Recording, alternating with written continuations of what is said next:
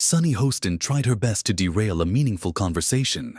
But what happened next will go down as one of the most epic shutdowns in daytime television history. From twisting words to bringing up unrelated controversies, Sunny was clearly trying to stir the pot. But Killer Mike? He wasn't having any of it and responded with facts, composure, and dignity that left her speechless. Trust me, you don't want to miss this one. It started like any other segment on The View. Sunny Hostin was ready with her gotcha questions. The audience sat quietly, and the panel was all smiles. But things quickly took a turn when Killer Mike began talking about the importance of focusing on local elections, rather than getting caught up in the soap opera of federal politics. He made it clear that hyper-local leadership impacts communities far more directly than the theatrics of Washington. But, you know Sunny. She couldn't let him finish without turning the conversation toward herself. Right in the middle of a thoughtful point, she interrupted with her trademark.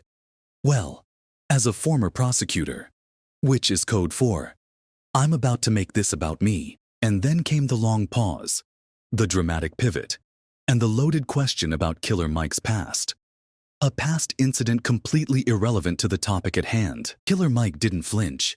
In fact, his response was a masterclass in composure. He calmly addressed the question head-on, saying, "You can dislike me, but don't lie on me." Boom. The audience reaction said it all. Sunny's smirk quickly faded as she realized her usual tactics weren't going to work this time. You know, I'm a former prosecutor. Yeah. And there were some other headlines that came out. And I was very upset about it. Yeah. Because it was unnecessary, and you don't do that on that special night. Yeah. Especially for what I read about. Yeah. So what I'm gonna ask you is, there was an incident at the Grammys. It led to you being taken out in handcuffs and arrested. That was wrong. Obviously, it's an ongoing legal matter, so I don't know how much you can say about it. Well, as a prosecutor, you know I can't say it. You can't say much. But can you just give us some sort of description? Because people are saying they're talking too much. I think the backstage was overcrowded. I think the winners were exuberant.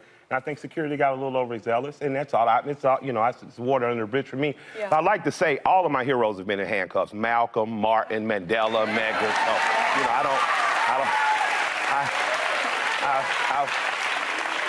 I walked out with the same dignity and respect that I walked in with. But Sunny wasn't done. She shifted gears and brought up his comments about President Biden, accusing him of being overly critical and refusing to endorse him. "What's your holdup?" she asked, with that trademark condescending tone. It was clear she was trying to paint him into a corner, but once again, Killer Mike didn't take the bait.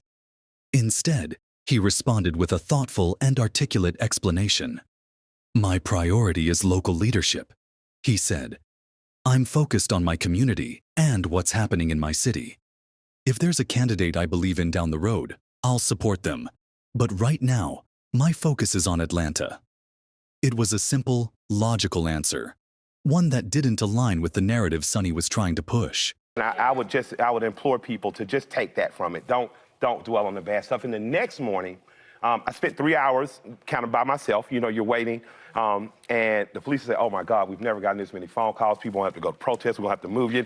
They're panicked, and I'm just kind of sitting there, and I begin to invoke thanks. I thank God for bringing me where I was. I thank God for putting me in a space, believe it or not, by myself. Well, I got out that night. I walked out to my wife in the rain. It was like a romance movie. It was dope. You got some attention recently for being somewhat critical of President Biden, saying you weren't ready to endorse him yet. What's your holdup there? What's my holdup? Well, first of all, I think everyone should focus on hyper-local. We get caught up in the soap opera of federal elections, and that's fine. But if you are concerned with the federal election, you don't know who your city council or your wardsman is, you don't know who your mayor is, and you don't have a good list of state representatives or governor, then you're just a part of whoever wins the Super Bowl or fanfare. So my most important election is going to be in about a year and a half for who's my mayor going to be. I think that Andre Dickens is doing a great job around housing in Atlanta, and I don't want that to be lost. Even though we have a Republican governor, Brian Kemp, I have a good relationship with him. I like what he's done in terms of Georgia business. We've been leading business amongst all states for the last 10 years, and he brought back the Hope Scholarship and expanded it. So if you're a kid in Georgia, you're poor, you got a B average, you can go to college for free or trade school.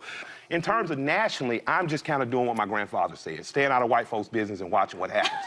You know, I'm going to see what happens. If there's a candidate that pops up around September, October that needs a push that's really, and policy-wise is good for us, going to jump up. But for right now, I just don't want to be involved in the soap opera because I'm much too concerned about what's going on in Atlanta on a hyper-local level. By this point, you could see Sunny's frustration growing. She started talking over him, cutting him off mid-sentence, and even trying to twist his words. It was almost embarrassing to watch, but Killer Mike remained unfazed. "Criticize me all you want," he said, "but don't twist my words. That's misinformation." The audience erupted in applause, and Sunny was left looking like she just lost a game of verbal chess. So You lost me a little bit with your support of Kemp, but let me tell you this. Not supportive some of his policies. I mean, that's some misinformation. You cannot like me, but don't lie on me. I saw someone I really respect, a black woman who's a commentator. So you don't support him, you she like said, his policies. Well, I support Some specific ones he named. Beyond it, he's the governor of my state, so I have to be involved with him because I can't divorce myself. But let me say this. If you criticize someone, don't lie. Don't say I didn't support Abrams because I did.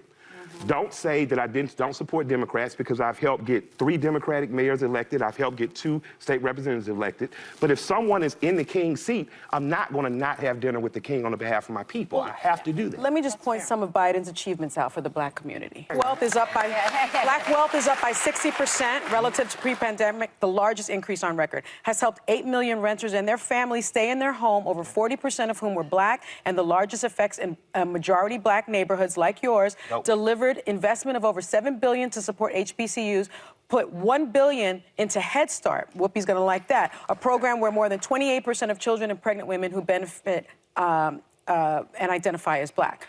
So those are Biden's accomplishments. And what made this exchange so powerful wasn't just Killer Mike's ability to handle Sunny's interruptions. It was the way he turned the conversation back to the bigger picture. He spoke about the need for honesty and respect in political discourse, emphasizing that twisting someone's words or bringing up their past isn't just unproductive. It's downright disrespectful. And just when you thought Sunny might finally back down, she tried one last time to steer the conversation. But Killer Mike wasn't having it. Let's be honest. This isn't the first time Sunny has tried to dominate a conversation with her prosecutorial tone and endless interruptions. But this time, it backfired in spectacular fashion. Instead of making her guests look bad, she ended up exposing her own inability to have a respectful, meaningful dialogue. It was a bad look for her, but a great reminder for the rest of us about the importance of listening. It's moments like these that remind us why shows like The View continue to face criticism for their lack of balanced, thoughtful discussion. Instead of fostering meaningful conversations, the hosts often seem more interested in creating drama and pushing their own agendas. But hey, that's just my opinion. What do you think? Let me know your thoughts in the comments below. Do you think Sunny crossed the line, or was she just doing her job?